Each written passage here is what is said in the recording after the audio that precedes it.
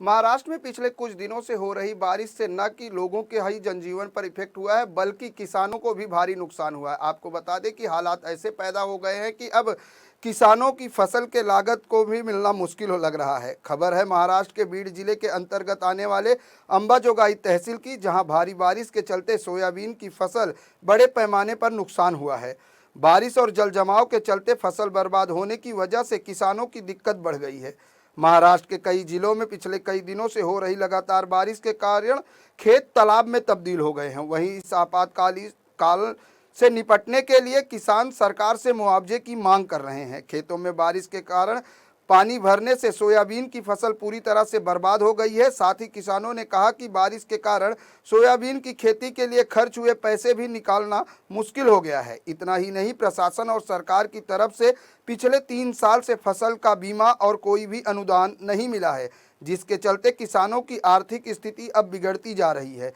ऐसे में सरकार किसानों की मदद के लिए जल्द से जल्द कोई ठोस कदम उठाए और बर्बाद हुई फसलों का मुआयना कराकर मुआवजे दे, ताकि किसानों को थोड़ी सी राहत मिल सके। प्रमाण फार कमी होतं सुरुवातीला आणि पेरणी एकूणच आमची बीड जिल्ह्यापर्यंत इथून अंबाजोगाई तालुक्यापासून पेरणी सर्वत्र पाऊस कमी जास्त पडल्यामुळं पेरणी इतकं गेली आणि माझ्यासारखं शेतीचं जवळपास बऱ्याच शेतकऱ्यांचं अशापैकी नुकसान झालेलं आहे आणि हे नुकसान गोगलगाईचा फटका जास्तीत जास्त बीड जिल्ह्यामध्ये आमच्या अंबाजोगाई भागात जास्त बसलेला आहे आणि तो बसल्यामुळं पुन्हा पावसाचं प्रमाण अतिशय कमी असल्यामुळं, पावसाच्यामध्ये ताण असल्यामुळं उत्पन्न अतिशय कमी प्रमाणात आणि नंतर पुन्हा सततचं आता ह्या महिन्यामध्ये सप्टेंबर परतीच्या पावसाच्या टायमाला पाऊसच सुरुवातीला भरपूर जी लागला त्यामुळं अतिशय नुकसान झालं आणि जे राहिलेलं होतं बसलेलं जी सोयाबीनचं पीक ते पण संपूर्ण पीक पाण्यानं काही वाहून चालले, काढणीच महाग आहे, ती काढणीचा खर्चसुद्धा निघत नाही आणि एकरी आमचा जी खर्च झालेला आहे 30 ते 35 हजार रुपये पर्यंत गेलेलं आहे। असं माझ्यासारखं बऱ्याचशा शेतकऱ्यांचं जी शेती पाण्याखाली आहे, बिगर पाण्याखाली आहे, कोरडवाहूची आहे, त्या शेतीचं अशाच प्रकारचं भरपूर नुकसान झालेलं आहे आणि ह्या शेतीकडे आत्ता लोकप्रतिनिधी जे आहेत आमच्या मतदारसंघातले धनंजय मुंडे साहेब आहेत, संजय भाऊ दौंड साहेब आहेत, पुन्हा माझे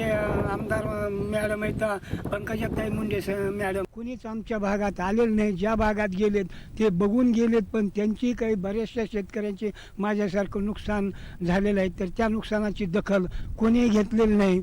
तर ती दखल आमची कसे तरी आमच्या विनंतीला मान देऊन बरेच मीडिया साहेब इकडे येऊन आमचा तो पंचनामा करून यांनी आमची अडचण सरकारपर्यंत, मुख्यमंत्री एकनाथराव शिंदे साहेबापर्यंत त्यांनी पोहोच केलेली पाहिजे। आमच्याकडे कोणते महसूलचे अधिकारी आलेले नाहीत। आता जवळ दिवाळी 8 दिवसावर दिवाळी आलेली आहे, तर दिवाळीचा खर्च, सणाचा खर्च, दिवाळी गोड करायची कशी करावी, जर सरकारनं ही जर मनावर घेऊन अनुदानच्या स्वरूपात किंवा विम्याच्या स्वरूपात कोणत्याही नुकसान भरपाई म्हणून, पेरणीचा खर्च म्हणून जर आमची दिवाळी जर गोड करायची असेल तर सरकारने